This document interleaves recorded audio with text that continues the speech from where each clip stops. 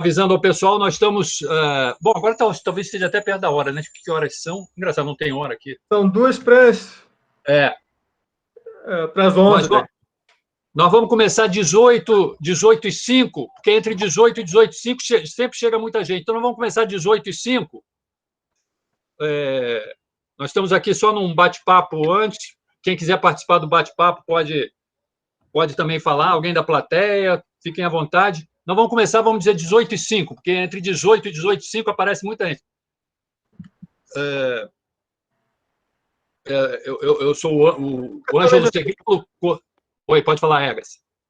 Não, o Lucas já chegou, estou vendo aqui na lista de participantes. Certo.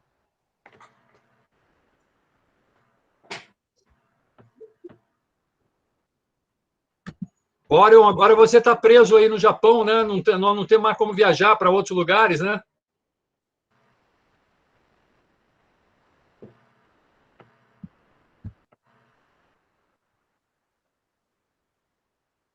Sim, não tem como sair mesmo, e até sair da cidade é meio complicado.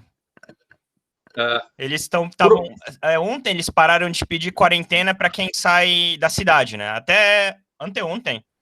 Eles pediam para ficar 2 semanas em casa, para ir para a universidade também, ainda precisa fazer um monte de solicitar online, ainda tá meio complicado.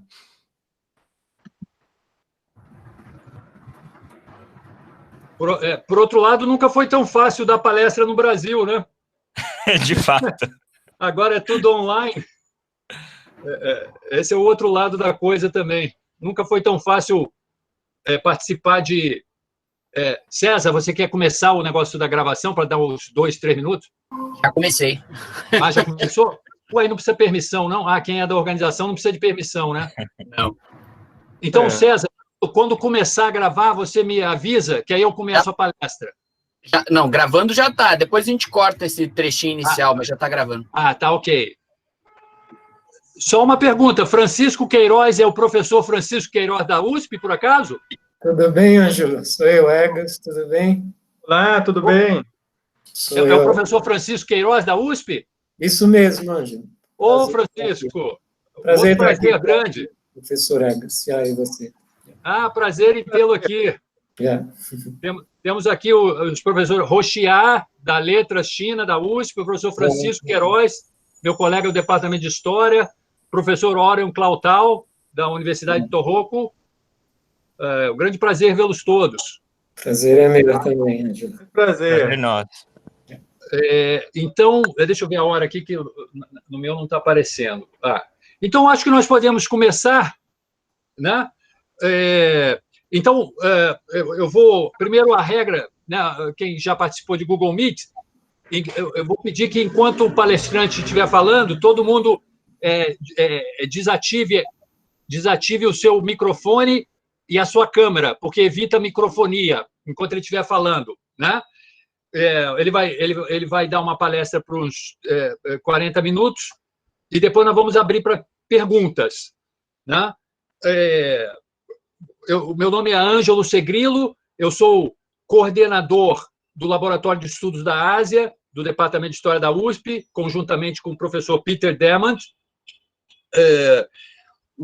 Hoje teremos a palestra de Egas Bender Moniz Bandeira, que é pesquisador do Instituto Max Planck, né, em Frankfurt, na Alemanha. Ele é sinólogo, autor de vários artigos, né, sobre China. Ele tem formação jurídica, né, muito nessa questão da formação jurídica, constitucionalismo, etc. Um dos seus artigos está em português, e eu vou colocar o link para quem se interessar. Antes de passar a palavra ao Egas, como eu falei, eu sou o coordenador do Laboratório de Estudos da Ásia, né, do Departamento de História da USP.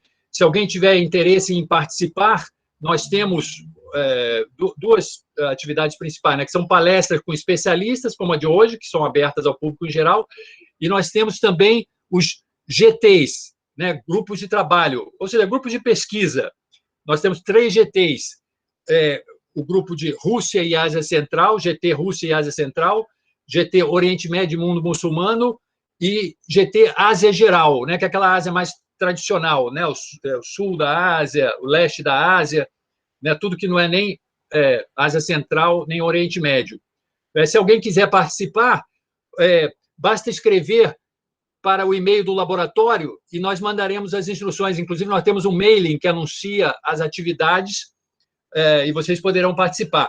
O e-mail, eu vou escrever também no chat, é muito fácil de lembrar, é Laboratório de Estudos da Ásia, tudo junto, @usp.br. Então, quem quiser receber o mailing do LEA, né, explicando as atividades, dando as datas, e para vocês se vocês quiserem participar, é só mandar um e-mail dizendo que quer receber o mailing do LEA para esse e-mail, Laboratório de Estudos da Ásia, tudo junto, @usp.br. Eu vou colocar no chat também. Então, eu vou passar a palavra ao professor Egas, né? Então, teremos aí uns 40, 45 minutos de palestra e depois nós abriremos para perguntas. Então, pode começar. Então, vou começar. Boa noite a todos, boa tarde, aqui já é noite mesmo, 11 horas da noite. Agradeço muito o convite de fazer essa palestra na USP. Agora que, infelizmente, não posso estar pessoalmente aí, mas posso fazer pelo menos online. Espero, depois dessa pandemia, também viajar pessoalmente ao Brasil de novo, né? Que faz muitos anos que eu não vou.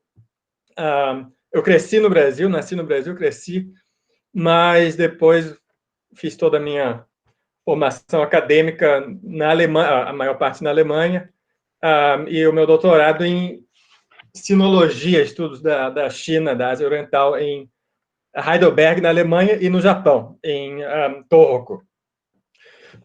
Daí que meu tema combina um pouco essa história intelectual, história política da Ásia Oriental, com a formação jurídica que eu também tenho, e eu pesquisei muito sobre o constitucionalismo, a minha tese de doutorado é sobre o constitucionalismo no Império Chinês, e claro que o constitucionalismo monárquico também está bem intimamente conectado com o republicanismo, né, sobre o qual eu vou falar hoje. Não só vou fazer um pouco mais vou tentar dar uma visão um pouco mais ampla, mas colocar uma ênfase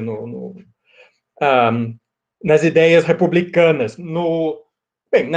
Na China imperial, do final do século XIX, início do século XX, principalmente, e nos primeiros anos da República, né? Porque é uma coisa que, na Europa, nós temos sempre essa ideia, na academia ainda, está mudando, né? Mas existe ainda, né? De que o que a China, as periferias fazem é sempre uma adaptação um pouco tardia do que acontece no centro, na Europa, nos Estados Unidos. Estamos mudando essa impressão, mas em relação ao constitucionalismo, era sempre isso também, uma visão, né? Que a China era um império absolutista até 1911, e aí, de repente, né, mudou isso décadas depois do Ocidente. Mas não é bem assim. E nós vemos isso quando nós vemos a questão da República, né, que vemos essa lista da Wikipédia, que não é 100% correta, mas vemos que a China é um dos primeiros países realmente a se transformar de monarquia em república, né? Poucos meses, ou um pouco mais de um ano depois de Portugal, com exceção da França, da Suíça, realmente o primeiro, né? Não é totalmente correto, porque a transição não foi 10 de outubro, foi 1º de janeiro de 1912, 10 de outubro que começou a assim chamada Revolução Republicana. E também não foi a República Popular, foi a República da China, que não incorporava, na época, Taiwan.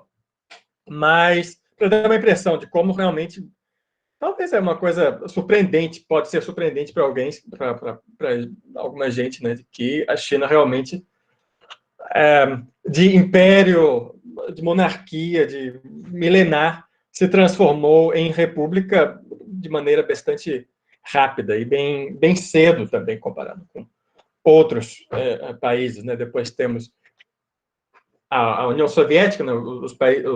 As regiões que depois vão formar a União Soviética em 17, a Alemanha em 19, e assim por diante. Então, a questão é como se desenvolvem essas ideias, né, que levam a isso, e como isso se insere também no contexto, né, mais amplo, né, na história global de ideias. E para dar um pequeno fundo, né, vou começar um pouco antes, na situação que a China estava, né, porque nós falar de China porque é o Império Qin, que foi estabelecido no século XVII. O imperador era do Manchu, é um povo tungúsico aqui do nordeste do que hoje é a China, que esse povo utilizou, se aproveitou de uma guerra civil no Império Ming, né, que é mais ou menos o de cor amarela, e conquistou a China no século XVII, conquistou muitas outras regiões também, o que hoje é o Xinjiang, a Nova Fronteira, o Tibete, a Mongólia. Essas regiões foram governadas de maneira diferente, então daí também as cores diferentes, mas a China que nós conhecemos hoje, mais ou menos herdou esse território, desse império muito expansivo e bem próspero e rico, né, no século XVIII, com exceção da Mongólia, que foi uma história um pouco diferente, porque os mongóis disseram, bem, nós devemos lealdade aos manchus, mas não aos chineses, então se declararam independentes e foram apoiados pela Rússia e pela União Soviética, e daí que conseguiram realmente manter essa independência. Com exceção disso, a China hoje é a sucessora, né, do Império Qin.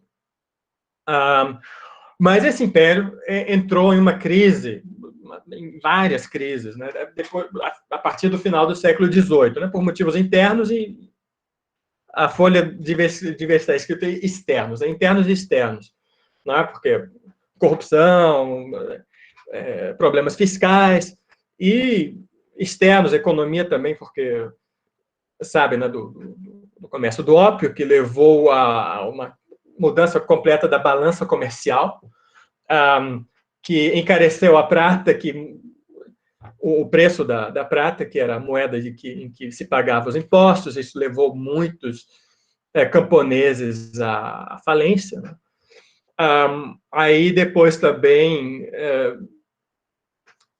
intervenção direta, né, a partir das potências imperialistas, né, a Guerra do Ópio, a primeira de 1840, que foi aqui onde Hong Kong, né, foi dada à Grã-Bretanha, se bem que essa primeira Guerra do Ópio de 1840 ainda não teve um impacto maior, assim, pelo menos do ponto de vista de Pequim, era uma coisa pequena, localizada no sul, que não teve um impacto tão grande como a segunda, né, que virá 20 anos depois.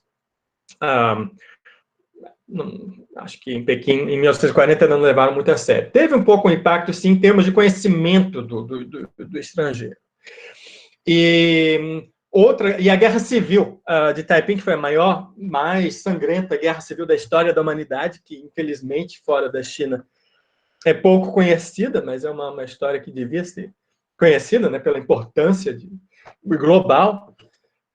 Uma história que, aliás, devia fazer uma aula só sobre isso, né, porque é fascinante. Um sujeito messiânico que leu livros de missionários, e depois ele não conseguiu ser aprovado, né, nas provas imperiais, e teve um colapso nervoso, e depois disse que era o irmão de Jesus, e fez um próprio reino imenso no sul da China, e a guerra custou milhões de vidas. Foi terminada, aliás, com a ajuda das potências imperialistas que haviam derrotado a China. Então, que 4 anos depois, a intervenção inglesa e francesa em favor do governo resolveu essa guerra civil. Mas, acontecimentos muito traumáticos para a China, que levaram intelectuais chineses a pensar, né, o que vamos fazer agora para restabelecer, né, a nossa posição, né, para fortalecermos de maneira econômica, política, e assim por diante. Então, daí é que desde já, antes da Primeira Guerra do Ópio, já temos interesse, né, por geografia, digamos assim, né, do mundial. E há muitos livros depois que mais e mais, né, são traduzidos ao chinês, livros também escritos por chineses, alguns também, né, circulam entre Japão e China, que introduzem política de vários países aos chineses, né, e descrevem sistemas políticos. Aqui, essa foto que se vê, o Lin Zexu é o famoso oficial que acabou com o comércio do ópio, né, mas ele também foi responsável, né, pela publicação, né, de um desses compêndios de geografia para né, conhecer o mundo, onde nós temos os chineses tiveram muitas dessas informações sobre sistemas políticos. Também esses elementos da lei internacional, né, do Wheaton, foram traduzidas, que foi muito importante para a formação do vocabulário chinês, entre muitas outras. E claro que uma grande parte,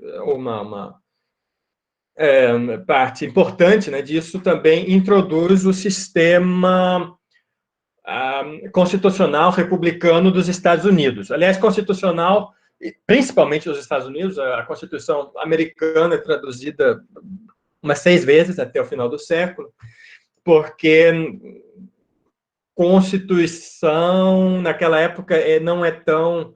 Bem, as europeias não têm essa relevância, né, que tem as americanas, porque, bem, as europeias mudam de um ano para o outro, a Inglaterra nem tem realmente um texto completo, tem a Magna Carta, né, mas essa importância dessa carta americana é tão grande que é traduzida várias vezes. E também o sistema introduzido para uma plateia, para uma audiência chinesa. Essa, por exemplo, é de um missionário americano que foi publicada primeiro em Singapura, depois na China, no Japão. Também teve uma grande influência no Japão, porque os grandes pensadores da segunda metade do século XIX também leram esse texto, que é um dos primeiros, né, que diz que há 3 grandes poderes do Estado. O primeiro é uma assembleia que faz as leis, o segundo poder instrui as massas a respeitar, né, o executivo, e o terceiro investiga, né, aqueles que não as respeitam, né, então, o poder judiciário, né, uma introdução à divisão dos poderes. Então, tem várias publicações. Essa que aqui nessa folha é de um jornal muito lido, escrito também por um missionário, mas que não só traz temas religiosos, mas especialmente também políticos, e introduz, né, o estatuto que estabelece os Estados Unidos, e também tem aí, aqui esse aí tem já um tom de uma certa admiração, né, por tal sistema, né, porque no início, nos anos 60, né, 1860, 1870, a solução, né, para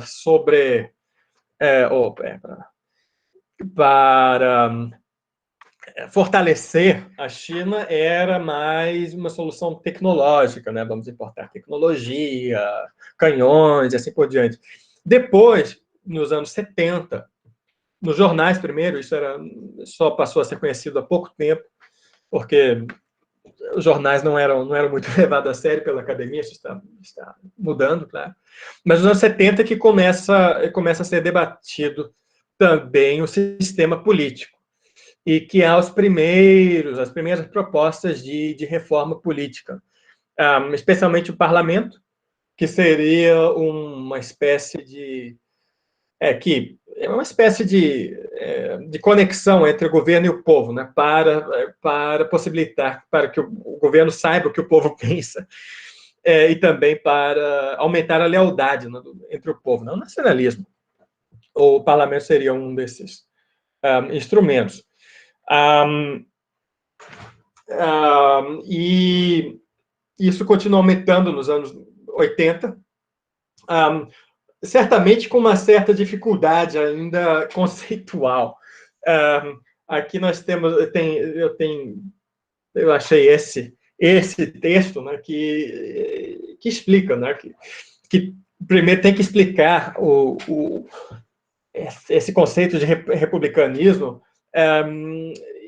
com meios também do pensamento chinês. Então, ele diz, bem, presidente, nós traduzimos por soberano do povo, Minzhu, né, que é um termo que tem vários significados na época, hoje significa democracia, na época tem vários significados, né?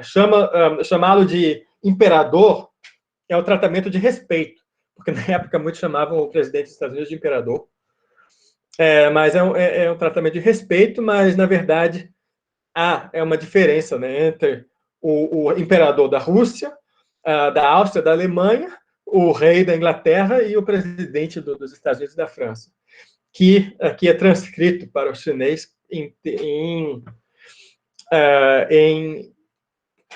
foneticamente, né, Bolishi Tiande, que é o mais próximo a presidente em chinês.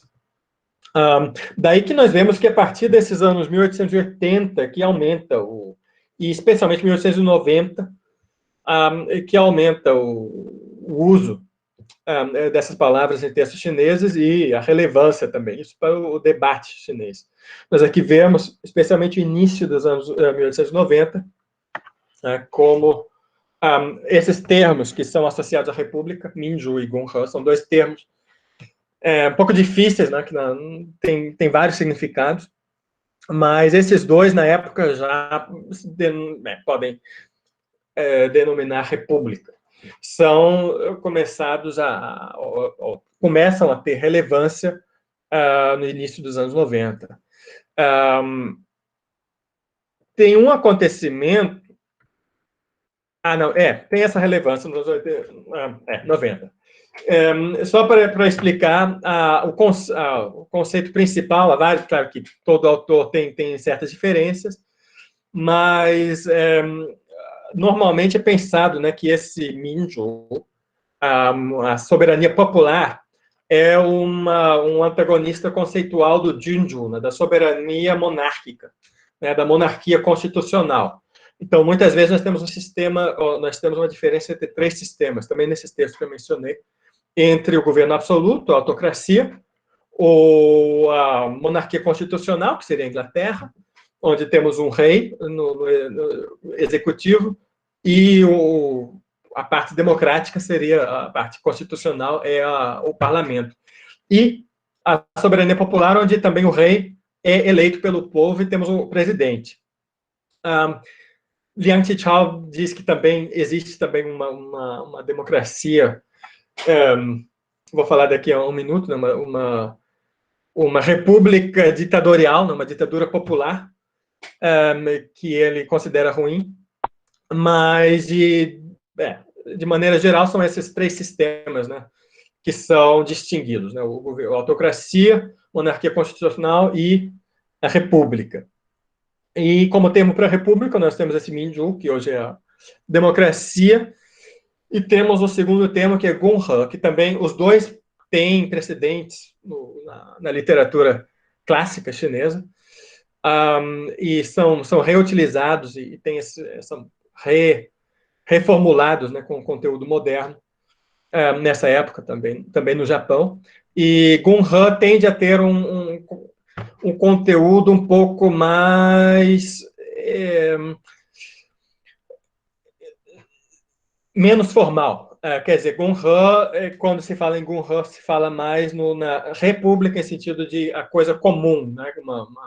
Uma coisa pública, com valores conjuntos da república, enquanto que o Minju é mais tende a denotar mais formalmente ao sistema republicano.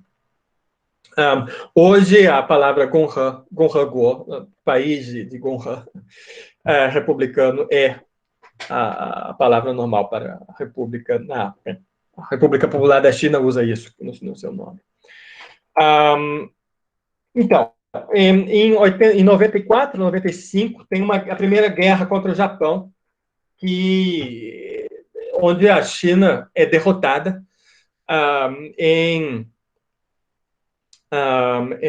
derrotada e tem que pagar reparações e tem que ceder Taiwan no Tratado de Shimonoseki. Isso é que eu quero aqui também só mencionar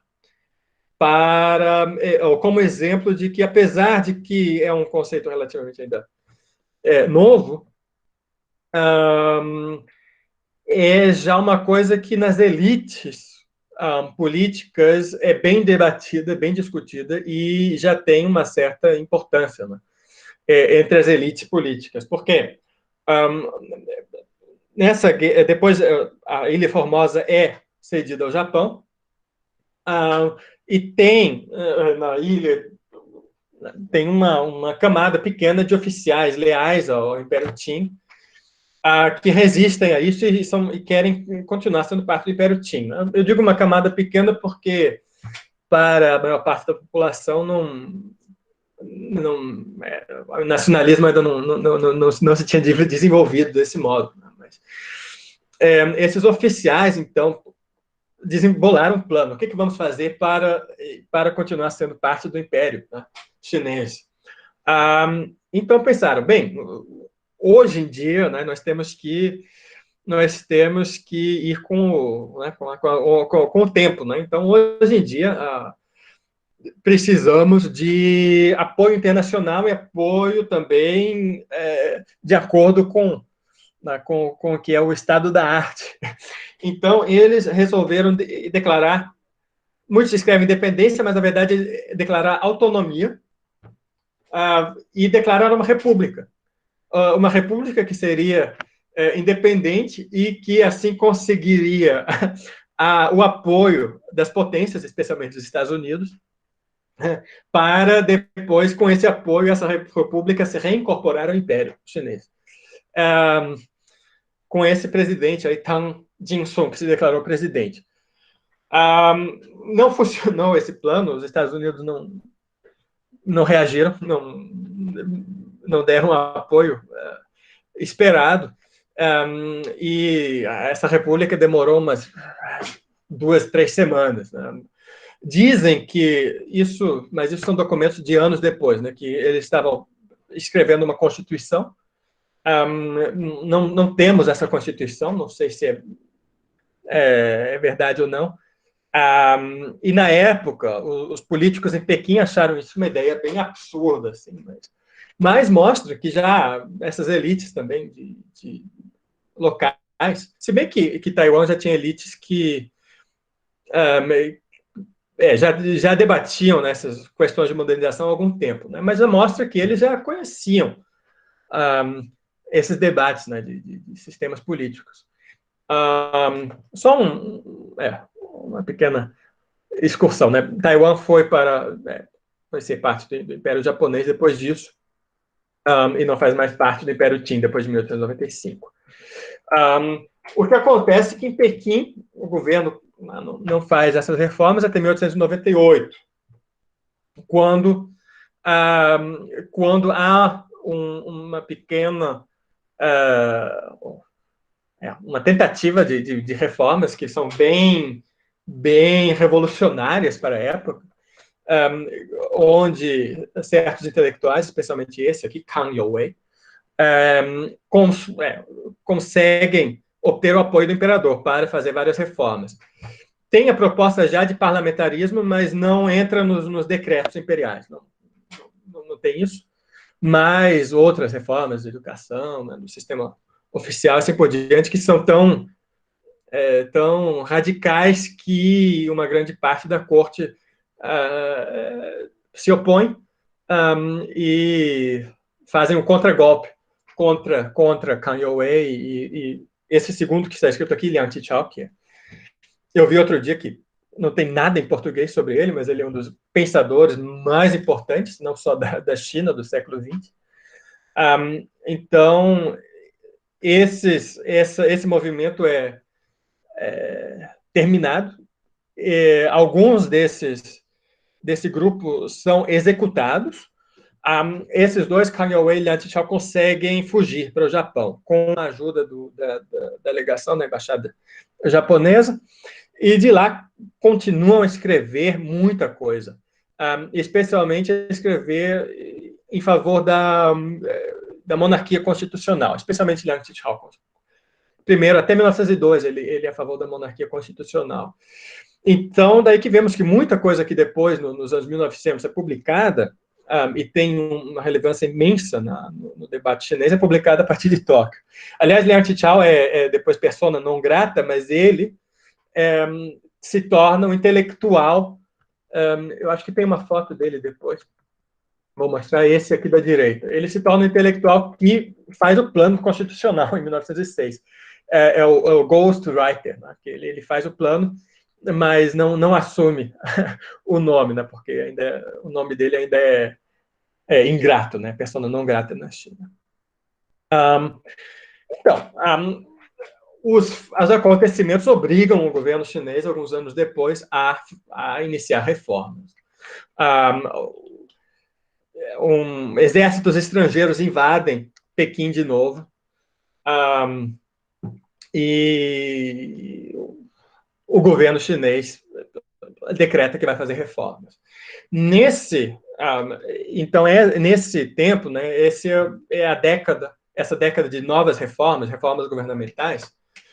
Aqui, Xinjiang, né, eu entendo Xin, novo como verbo, né, renovar o governo. Essa década é de uma tremenda importância para a história chinesa, porque muda realmente muita coisa socialmente, economicamente. É uma mudança muito rápida, que um chinês que saiu do país em 1900 e volta em 1910 quase não reconhece mais. E é também que prepara a Revolução Republicana, né, que talvez a Revolução Republicana acontece em parte porque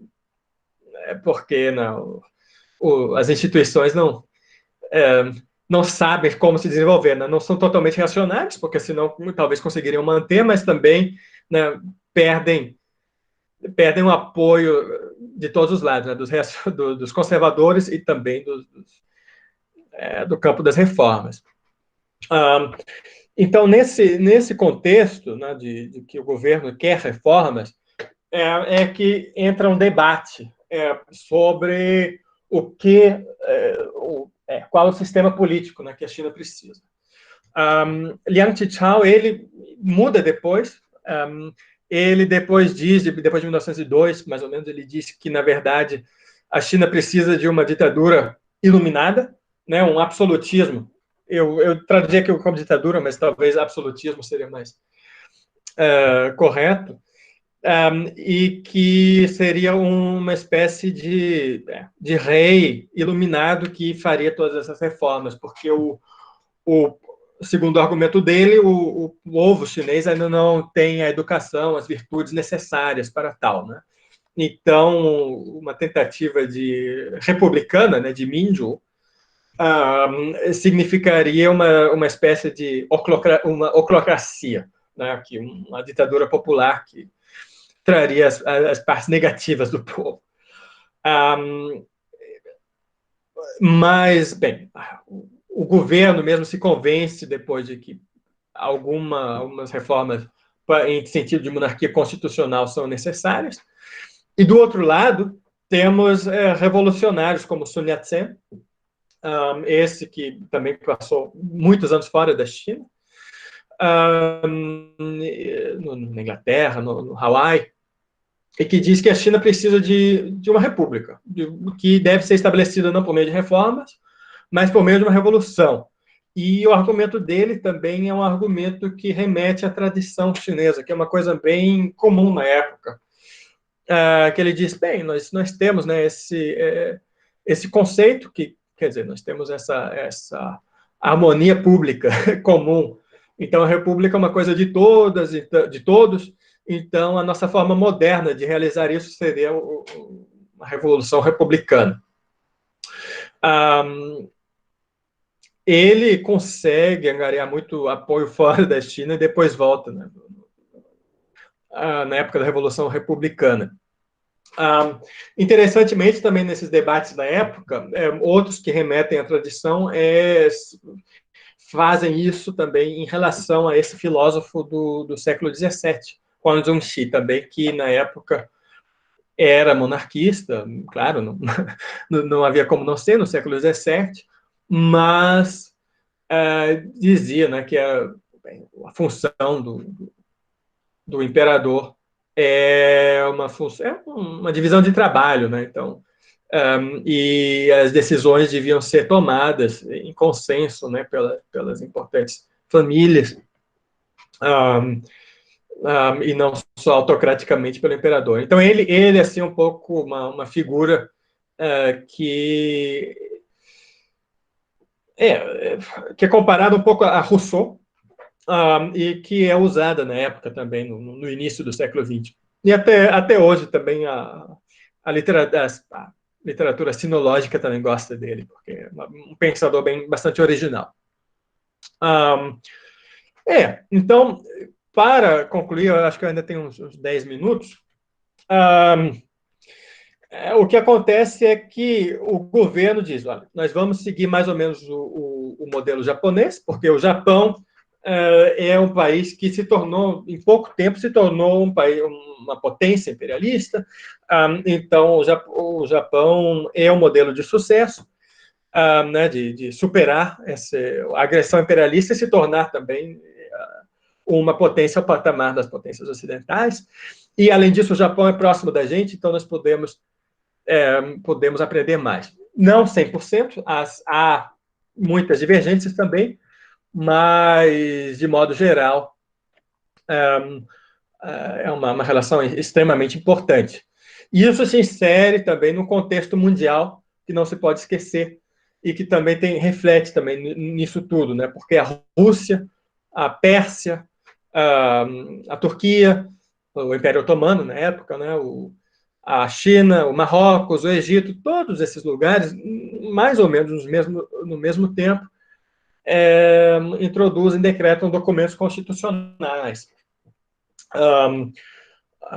Isso na Rússia também tem a ver com a guerra entre a Rússia e o Japão, onde a Rússia também é derrotada. Tem a Revolução de 1905, que leva o governo russo a decretar essas leis fundamentais.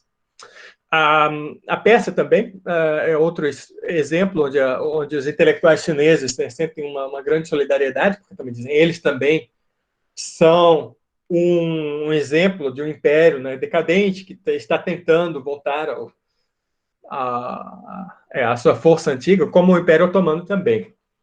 Então, essas interpretações são distintas entre o governo e a oposição. O governo, aqui, esses são exemplos, né, a Constituição segue bastante o modelo japonês, mas o governo, ao mesmo tempo, vê também que na Rússia não dá certo essa Constituição em 1906. Então, o governo diz, bem, a Rússia tentou fazer uma Constituição monárquica, mas não deu certo, porque tem que ser preparado, né? Tem que ser o final de todo o processo de reformas, de educação, então não podemos fazer agora. Temos primeiro que reformar tudo. Para os republicanos e para os revolucionários, isso era a prova de que o governo estava fazendo um teatro, não era sincero, e de que era só mentira isso. Onde é que está aqui a foto? Vou mostrar aqui. Então, para eles era isso, né? A Rússia massacrando as pessoas, e por isso não se pode confiar no governo. Daí é que também essas notícias da Rússia aumentam muito as tensões dentro da China. Porque, de um lado, né, como todos esses países adotam constituições, a China sente o dever, a obrigação também de fazer assim, porque senão seria o último país a não ter. De outro lado, o governo acha que não pode fazer isso de maneira precipitada e os revolucionários acham que o governo não está sendo sincero. Daí que aumentam essas tensões. O governo continua nessas tentativas, e eu vou mostrar isso aqui daqui a pouco, só para fazer o ponto de que há muita continuidade também entre Império e República, porque, por exemplo, esse senhor foi o principal arquiteto da Constituição monárquica, né, que ele diz que a Constituição tem que ser uma carta imutável, né, para as próximas 10 mil gerações. Isso é uma ideia que é uma adaptação da ideia japonesa de que o imperador seria o fundamento do Estado, e que o imperador descende do Sol, né, e que é uma linha ininterrupta. Então, o substituto disso seria a Constituição. Esse senhor é um deles, e que depois também continua bem ativo nas constituições republicanas, o Anrunbal.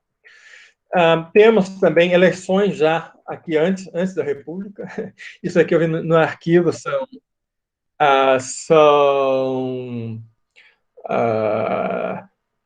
esquemas das urnas eleitorais e das cédulas eleitorais de 1909, mas são eleições muito limitadas ainda, que alcançam, acho que, 0,5% da população, porque os critérios são muito, muito limitados, e onde a soberania popular, a soberania ainda está constitucionalmente, claramente, com o imperador. Isso para os republicanos tinha que mudar para o campo de Sun Yat-sen. Muda, ele disse, nosso objetivo, isso é em 1905 ainda, né, nosso objetivo é expelir os desgraçados tártaros, os manchúrios, revitalizar a China, estabelecer uma república e harmonizar os direitos do solo. Isso é uma referência a Henry George, né, um pensador americano, né, uma forma de socialismo aí, que já entra nesse pensamento republicano de Sun Yat-sen. Isso em 1905, ganha uma certa importância depois, quando a estabilidade institucional já não é mais garantida em 1911, onde muitas elites locais já começam a usar, né, as novas instituições, essas novas eleitorais, né, para avançar os próprios interesses, né? Então, há uma conjugação entre esse republicanismo e as elites locais, né, que usam os parlamentos provinciais para fortalecer as suas posições. Isso aqui, depois eu posso falar nas questões, e depois em mais detalhes, né, porque há pessoas ainda mais radicais, anarquistas, e tudo isso ainda também em certa relação com a Rússia, mas o que acontece é depois que no sul da China, então, essas províncias declaram independência do Império, uma depois das outras, uma depois da outra, né, em 1911. Isso é o dia 10 de outubro, onde começa esse movimento em Wuchang, que hoje é parte de Wuhan, onde começou, né, Wuhan, que hoje é conhecida por causa da pandemia, foi onde também começou a Revolução Republicana, que, na verdade, era um golpe das elites provinciais, e que declararam independência no Sul, levaram à proclamação da República em Nanquim. Nanquim, que é China Central, mas é mais ao sul, não em Pequim, que ainda era imperial. Mas acontece, então, que entra na cena esse senhor à direita, né, que era uma pessoa extremamente ambiciosa, muito importante também nas reformas, e ele vê a chance, né, dele também de tomar o poder, e ele negocia, quer dizer, a imagem dele na China era bastante negativa, mas há sempre dois lados, né? Ele negocia a abdicação do imperador, e depois praticamente se faz presidente no final do ano, em 1912. E daí que acontece também que quando ele é presidente, ele também institui muitas continuidades com o Império, né? Porque a República de 1912 começou com onde é que era?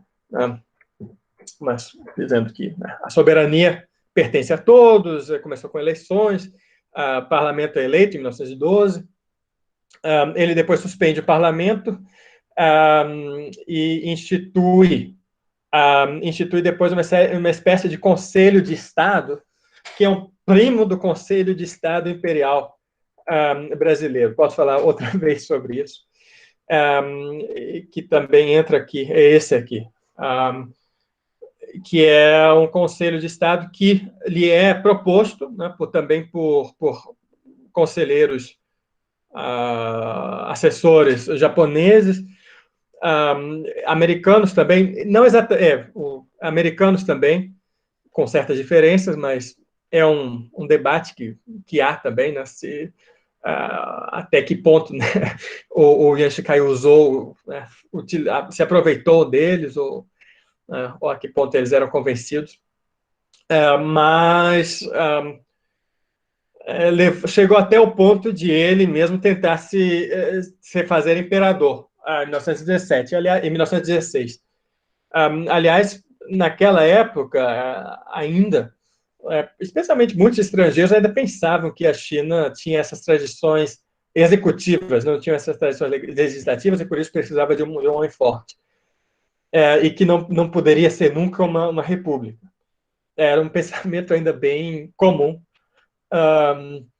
que subestimava, na verdade, como o republicanismo já na década de 10 já tinha força, né, intelectual na China. Tanto que a oposição a essa restauração monárquica em 1916 foi tamanha que ele não aguentou mais de 3 meses no poder. Houve outro golpe em 1917 também, que demorou 2 semanas, mas isso foi realmente o fim da monarquia na China. E a instituição da república como forma de governo, com todos os problemas também que acarretou, né? Isso, houve uma divisão entre norte e sul, o governo, não houve um governo unido até 1927, e tudo mais, não? Mas assim, assim se estabeleceu essa forma de governo na República da China. Pois é, eu agora já falei uns 45 minutos, mas gostaria de ouvir os comentários, questões, perguntas, dúvidas. E, para concluir, só dizer, né, que pensamento político tem que ser pensado, de história intelectual tem que ser pensado de maneira global, transcultural, né? Tanto que também essa transição na China foi também de grande importância. Lenin fala sobre isso, né? Fora da China também, e sempre em diálogo, né, sem muito respeito necessariamente às fronteiras, e em adaptações locais, né, de fenômenos globais. Mas é isso, eu agradeço muito pela atenção e fico atento. Muito obrigado ao professor Egas Muniz Bandeira. Eu sou o professor Ângelo Segrilo, coordenador do Laboratório de Estudos da Ásia. Nós vamos agora abrir para perguntas, né? Podem também fazer os seus comentários. Eu quero fazer uma experiência. Eu não sei quantas pessoas vão fazer as perguntas. Quem quiser fazer pergunta, por favor, escreva no chat. Quero perguntar, para eu ter ideia quantas pessoas querem fazer perguntas. Dependendo da quantidade, as pessoas fazem oralmente, se não forem muitas.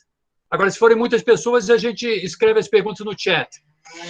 Então, por favor, quem quer fazer perguntas, né, ou comentários, por favor, vai no chat, ao lado, em cima do lado direito, tem pessoas e tem chat. Entra no chat e coloque, quero perguntar. E eu vou seguir essa ordem. Nós vamos fazer uma rodada. Eu já vi que já tem uma pergunta aí, muito boa. Um instante só. Nós vamos ver, olha, eu vou dar aqui 10 segundos para quem quiser perguntar, colocar, para ter uma ideia de quantas vão nessa primeira rodada. Por enquanto, tem 2 pessoas só. É só isso? Dou-lhe uma, dou-lhe 2. Então, vamos fazer uma primeira... talvez haja gravação, mas não temos certeza ainda.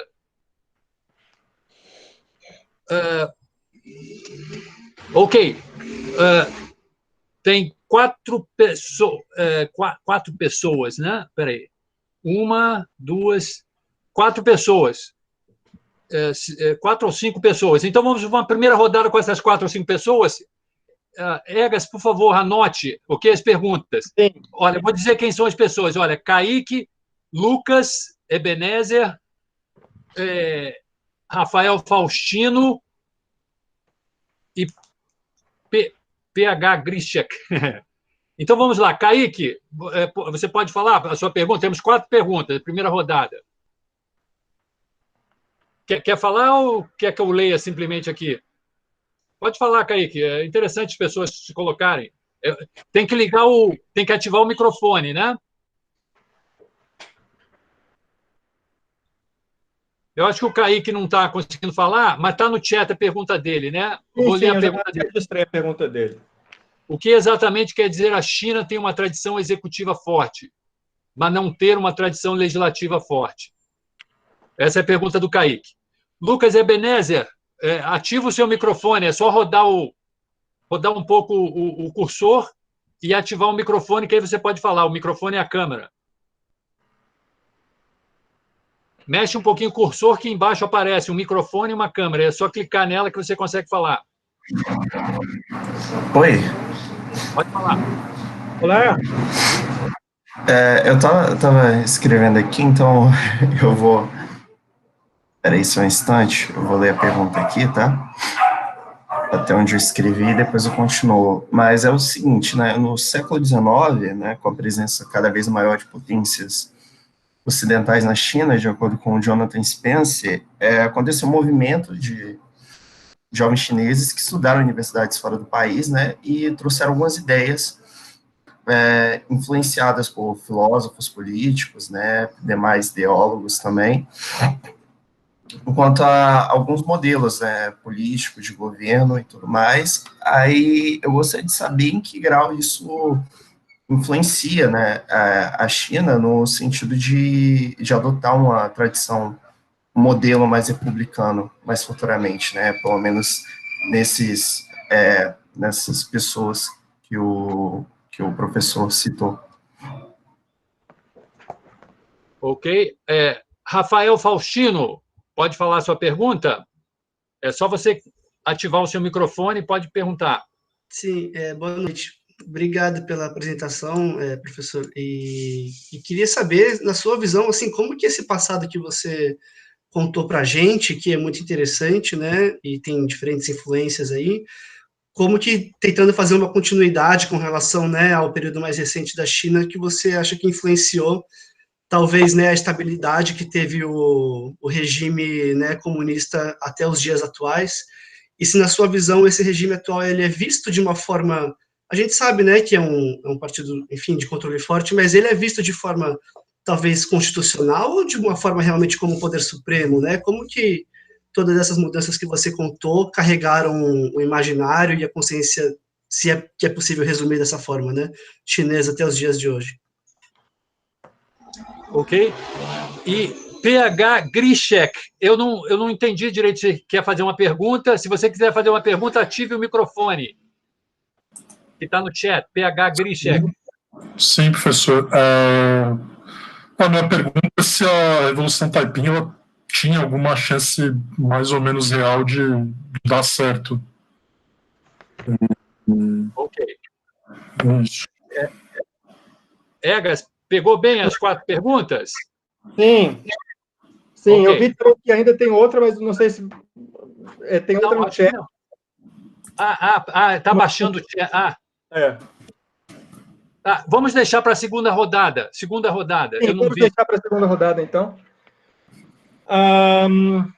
Pois quanto são ótimas questões, perguntas, algumas eu até teria falado, né, se não fosse o tempo.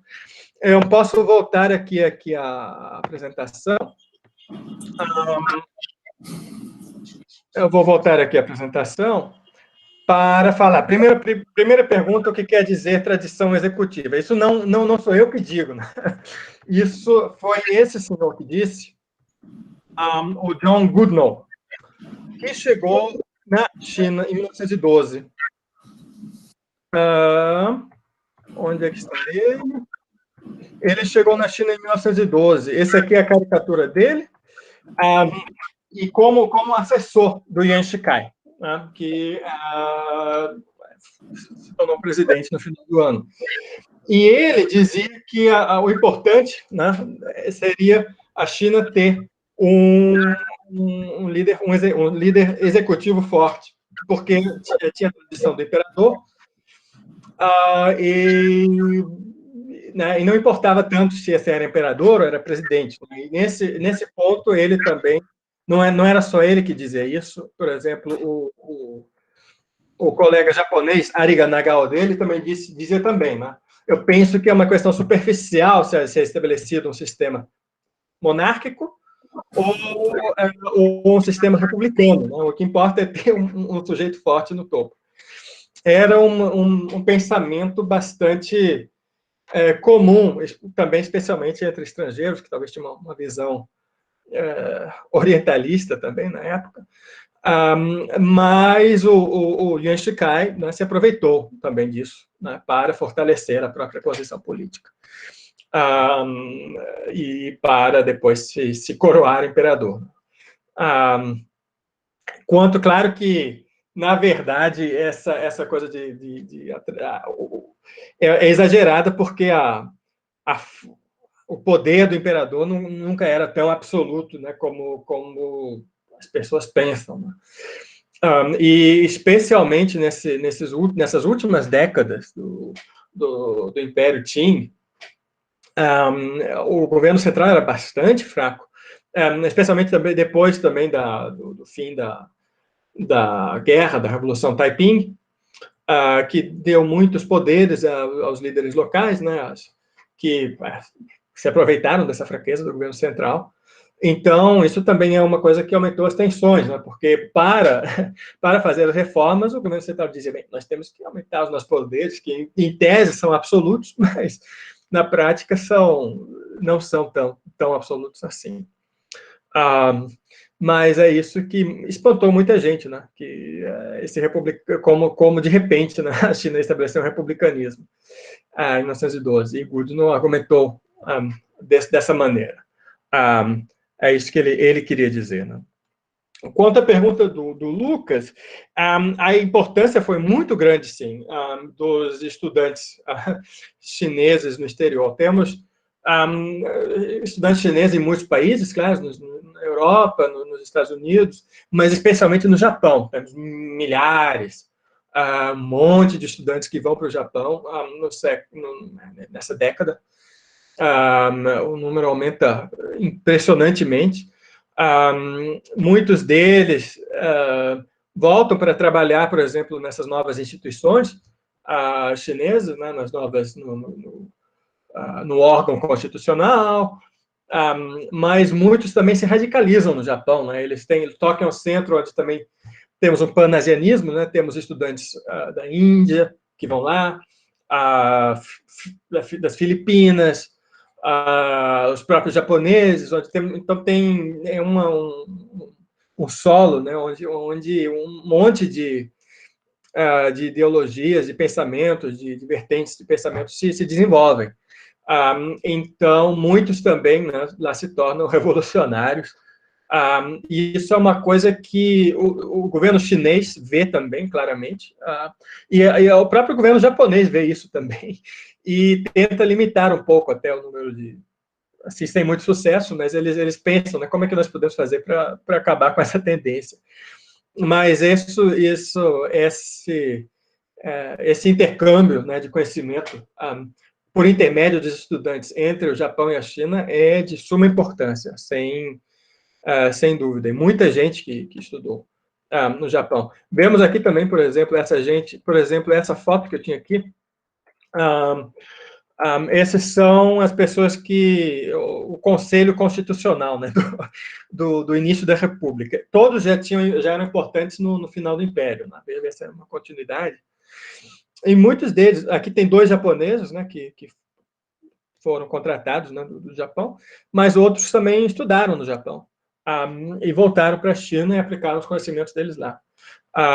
Também depois, isso é coisa dos anos 20, né, mas o comunismo chega à China também por estudantes no Japão, né, que começam, que leem. A primeira tradução de Marx, de 1907, também é feita num jornal anarquista. Até tenho aqui essa foto. Esse jornal aqui da direita não é esse artigo, mas eles traduzem o manifesto de 1907. Então, é de suma importância, assim, sem dúvida. Quanto à continuidade disso tudo, com a China atual, é interessante, né? Porque há várias interpretações, né? A interpretação mais ortodoxa é de que a Revolução de 1911, a Revolução Burguesa, que equivale um pouco à Revolução Francesa, isso Lenin também disse, né? Os próprios chineses diziam isso um pouco. Lenin disse isso em alemão, em Zurique, em 1917, que então acabou com o Império. Mas depois, nos anos 90, 80, 90, o conceito de revolução na intelectualidade chinesa ficou menos popular, né? Não se queria saber tanto de revolução.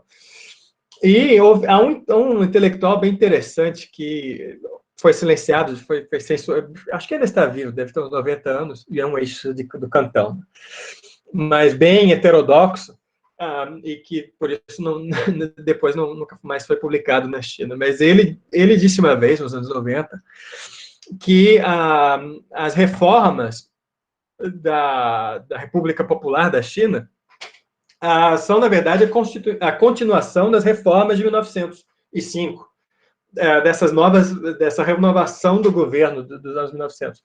Quer dizer, o que ele queria dizer é que entre 1910 e 1980 nós temos 70 anos, 7 décadas perdidas, com guerra civil, warlords, né?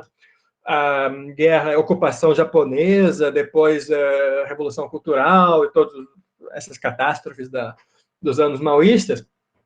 Então, ele disse, essas 7 décadas foram 7 décadas perdidas, e o que nós estamos fazendo hoje é retomar o que nós estávamos fazendo nos anos 1900. Ele disse isso, claro que nunca foi aceito pelo pensamento ortodoxo na China, mas eu acho que há uma certa camada dentro da intelectualidade chinesa que concorda com isso, né? O que se diz, né? Dizer adeus à revolução. Mas quanto à coisa constitucional, o que eu hoje não falei aqui, né? Porque o foco é um pouco diferente, é que o constitucionalismo já tem, desde o começo, já desde essa época de 1900, o objetivo de tornar o país forte, né? não tanto de limitar o governo. Claro que isso aparece aqui e acolá, mas o objetivo é realmente dizer, olha, o país constitucional é um país nacionalista, onde o povo está representado, isso fortalece o exército, fortalece o planejamento econômico, já aparece isso bastante cedo, de fato há uma correlação entre país poderoso e ser um país constitucional, e ser um país pobre e não ter uma constituição. É uma correlação que eles viam no início do século XX, claramente, quando dizia, bem, a Pérsia é vítima dos imperialistas, a Turquia também, a Rússia é imperialista, mas perdeu a guerra contra o Japão. Quer dizer, todos esses países que ainda não são constitucionais são fracos. E por isso nós precisamos também ter uma Constituição para chegar a esse patamar. E hoje também, talvez, são pensamentos, né, que ainda são fortes, provavelmente hoje, né, que talvez menos, como se vê como poder supremo, né, a lei é um instrumento do Estado, né? Não tanto como o Estado está subordinado à lei, mas o Estado usa a lei, né, como instrumento de governar. É isso, né? E se havia chance de dar certo, bem, as reformas, né, tem gente que as reformas constitucionais, talvez, né, tem gente que disse que a China devia ter feito isso muito mais cedo, porque fez tarde demais. De outro modo, né, naquela época, o governo talvez fez muitas reformas de maneira um pouco precipitada, né? E assim perdeu também o apoio de outros setores, né? Então, era uma situação difícil para o Império naquela época, e também não sabia exatamente como se comportar, não, nessa situação. Não quero entrar aqui em história alternativa muito, mas o que é claro que isso também deixou alguns fatores que levaram aos problemas da República, especialmente o warlordismo, né? Essa tendência, né, de uma grande autonomia regional, começa, né, já no final do Império, né, quando os líderes regionais têm tanto poder já quase militar, né, que depois eles se tornam, né, os donos das suas províncias durante a República, né? Isso leva a uma fragmentação. Então, há certos desses fatores que também influem, né, para os problemas da República, né? E fatores externos também, porque o Japão sempre, infelizmente, intervém na China quando a China vai mais ou menos bem. Isso em 1995, a China estava se recuperando um pouco, foi a Primeira Guerra, depois nos anos 10 de novo, e depois o período entre 1927 e 1937 foi um período relativamente próspero na China. Crescimento econômico, e acabou, né, também porque com a invasão japonesa, completamente, e a Segunda Guerra Mundial, né, que começou um pouco mais cedo, né, na China. Pois é, então, estou aqui, agradeço também pelas perguntas, e estou... Egas, podemos ir a uma segunda rodada de perguntas? Sim. Ok, fazer uma segunda e última rodada de perguntas. eu não sei se você viu, na primeira rodada, eu pulei sem querer, eu pulei uma pergunta do Alcindo, que tinha alguma coisa lá em chinês. Não sei se você consegue ler ainda. Eu vi. Então, se você puder responder, responde na segunda rodada a pergunta dele, sim. por escrito.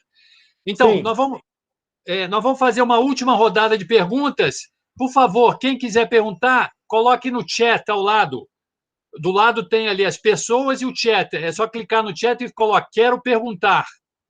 Escreva quero perguntar e aí eu dou a palavra.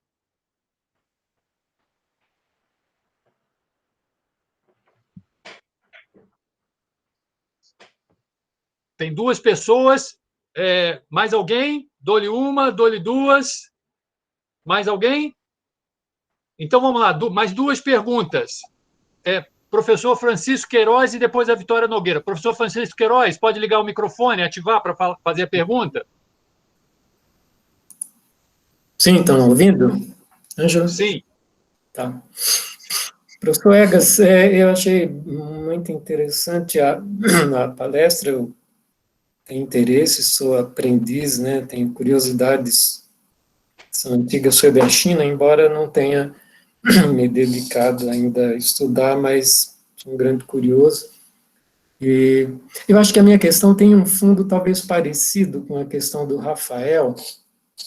Eu não sei se os termos estariam corretos, mas, enfim, na dúvida, como você vê a diferença entre um constitucionalismo ocidental, que geralmente baseado em pressupostos de pensadores liberais, né, a ênfase no indivíduo, né, a precedência do indivíduo sobre o grupo, e o constitucionalismo chinês, né, que tem, enfim, é uma tradição cultural que tem raízes sociopolíticas no confucionismo, certa precedência não, do coletivo, a família, por exemplo, o grupo sobre o indivíduo, e como foi destacado também, se diz de um constitucionalismo que mantém um país forte.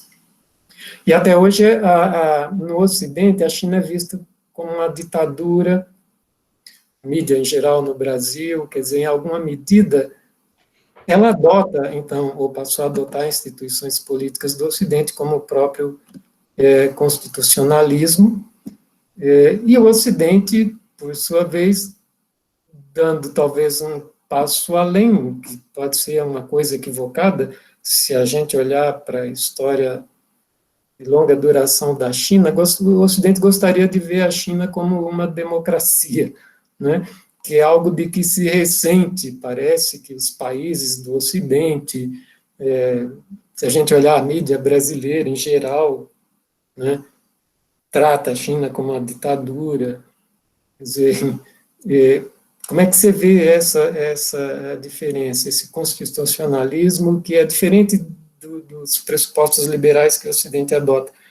Tem como base o confucionismo, se é um equívoco, em que medida caberia a democracia, seria pertinente no presente ou no futuro falar em democracia, pensando na história da China. Enfim, obrigado. Vitória Nogueira, pode ativar o seu microfone para fazer a sua pergunta? É a última da rodada. Vocês me escutam bem? Sim. Certo. A minha pergunta é, qual é a abertura ideológica, política, e se havia alguma intervenção do povo já na política do Império Qing para um pensamento de cogitar uma república, ou isso só aconteceu porque havia uma crise e também pela presença britânica naquele momento? É isso. Obrigada pelo espaço. As respostas? Obrigado pelas perguntas. Agora, eu vou ver se consegui captar todas as perguntas. A primeira estava escrito aqui no chat, são 2 termos chineses e, ao mesmo tempo, japoneses. Como se diferenciaria Minzhu de Minquan. Minzhu, hoje em dia, quer dizer democracia na China, e Minquan significa direitos populares, né? Min é povo, Zhu significa principal, soberano, senhor, e Quan significa direitos, né? O equilíbrio de direitos. Né? É uma questão interessante, né? Porque, bem, há uma grande área onde as coisas são iguais. Né? E também temos que falar isso porque também é relacionado ao Japão. Né? O Minchuan vem à prominência no Japão, né? Nos anos 1880. O professor Orion vai saber falar muito melhor sobre isso, que é o Minken, né? É o movimento pelos direitos civis e a liberdade, né? Jir Minken Undo, que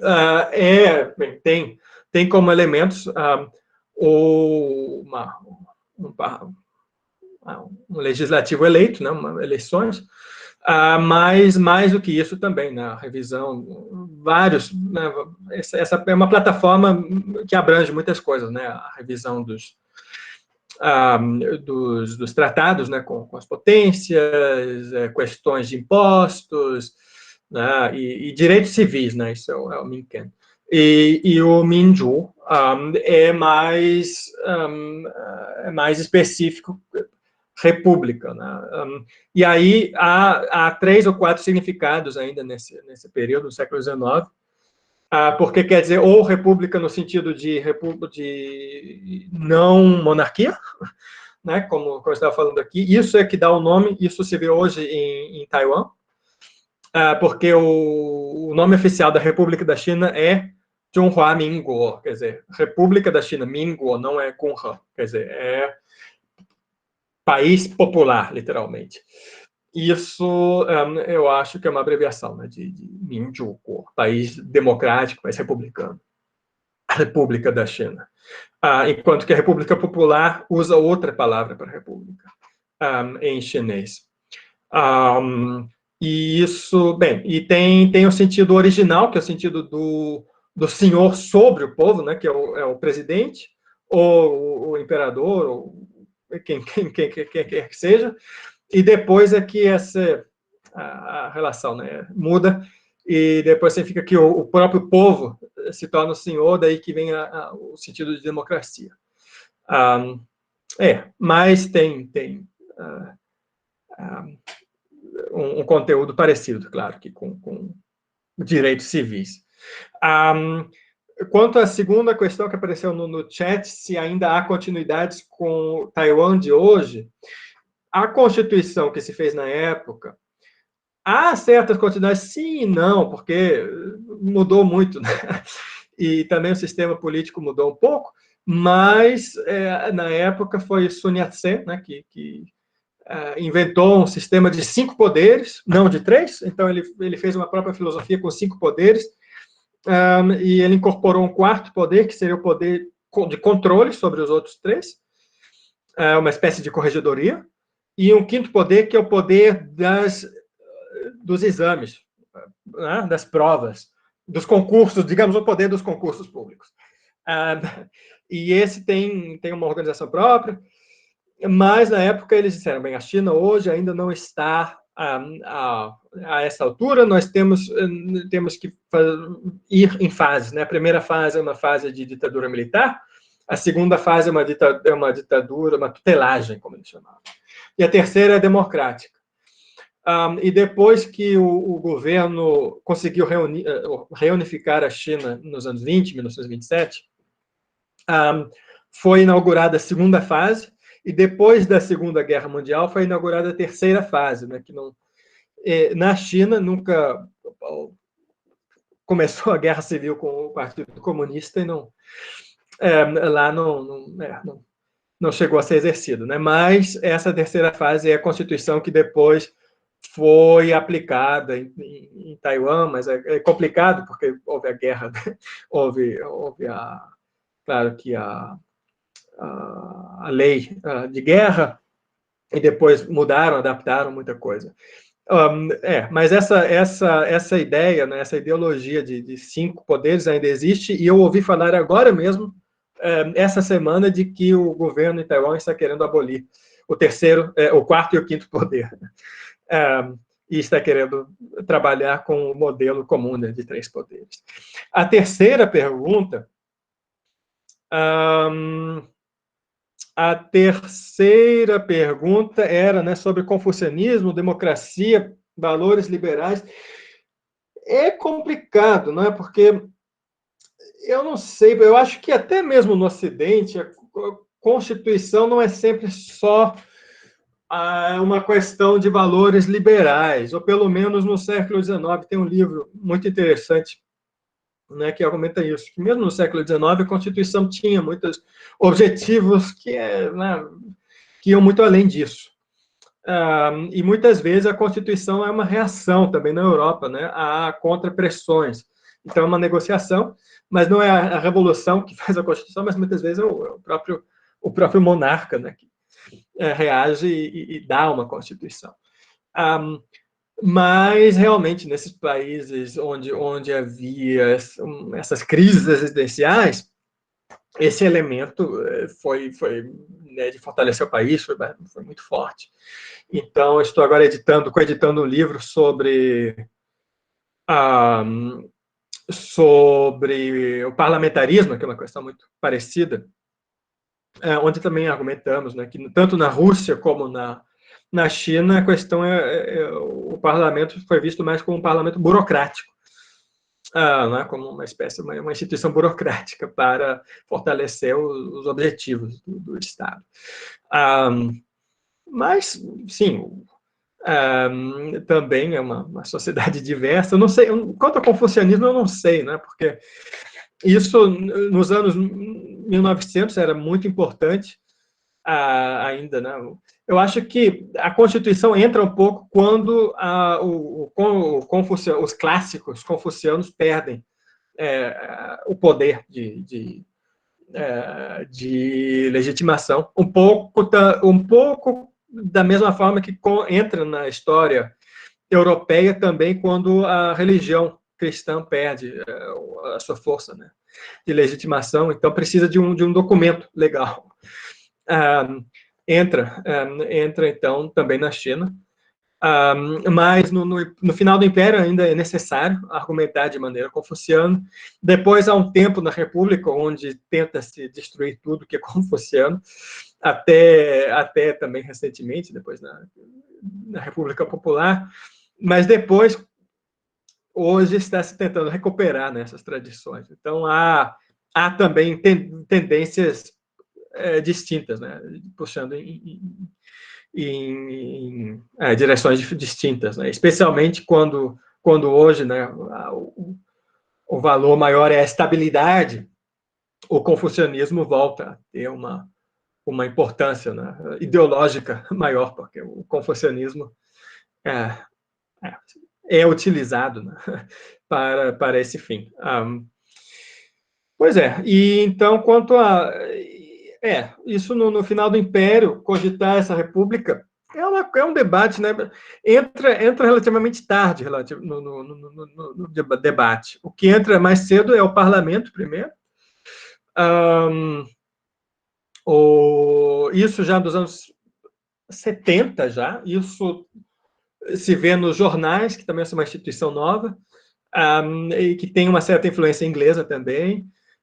E as pessoas comentam sobre o republicanismo americano, a América do Sul menos ainda, né, mas os Estados Unidos é referência, mas ainda não tem essa ideia de adotar isso na China. Isso vem depois, vem nos anos 90 e nos anos 1900.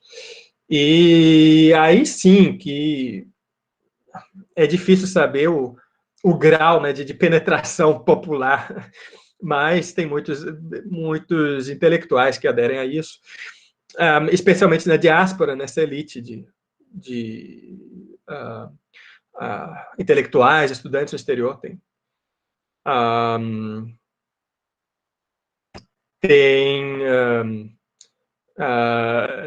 uma penetração, né? E às vezes também uma coisa que eu estava vendo os arquivos aqui na Alemanha, em Berlim, de um estudante chinês. em Berlim, e ele estava tentando também jogar para as duas partes, né? As memórias dele dizem que ele diz mesmo, nos anos 50, que ele era revolucionário, assim por diante, mas eu fui ver nos arquivos aqui na universidade, ele era membro da Aliança Revolucionária e, ao mesmo tempo, também trabalhava para a embaixada, para a legação chinesa. E talvez era porque, naquela época, da perspectiva dele, realmente não se sabia, né, que lado prevaleceria, então fazia todo sentido. Mas, claro, é um fenômeno certamente de elite. O povo, o grande povo, não pensava tanto assim nessas... há comentários também sobre isso, né, nessas questões políticas tanto, mas sim, uma camada significante na elite chinesa, sim. E também nas elites locais, como eu já disse, provinciais, essas que depois participaram das eleições. Aliás, só um dado, né, as eleições de 1909, no Império, foram 0,5% da população que participou, e as primeiras eleições republicanas já foi 10%. Quer dizer, uma parcela bastante alta, né, mais do que no Japão na época. Então, houve também esse processo, né, de popularização e de difusão para as massas nesses anos. Obrigado pelas perguntas. Não sei se tem mais ou se nós temos tempo. Oi, não, eu acho que realmente são essas, eram só duas. Ótimo. Exatamente. Então, eu quero agradecer a todos, agradecer especialmente ao professor Egas Bender Moniz Bandeira, um agradecimento também especial ao nosso doutorando do Departamento de História, Lucas Maldonado, que mediou o nosso contato com o professor Egas e possibilitou essa palestra aqui hoje. E, caso essa é uma atividade do LEA, né, Laboratório de Estudos da Ásia, do Departamento de História da USP, caso alguém tenha interesse nas atividades do LEA ou queira participar, eu coloquei ali no chat o e-mail do laboratório, se alguém quiser receber, laboratório de estudos da Ásia@usp.br, e quem quiser receber o mailing do LEA com as atividades, para ficar sabendo das atividades futuras, é só mandar um e-mail, uma mensagem a esse e-mail, laboratório de estudos da Ásia@usp.br.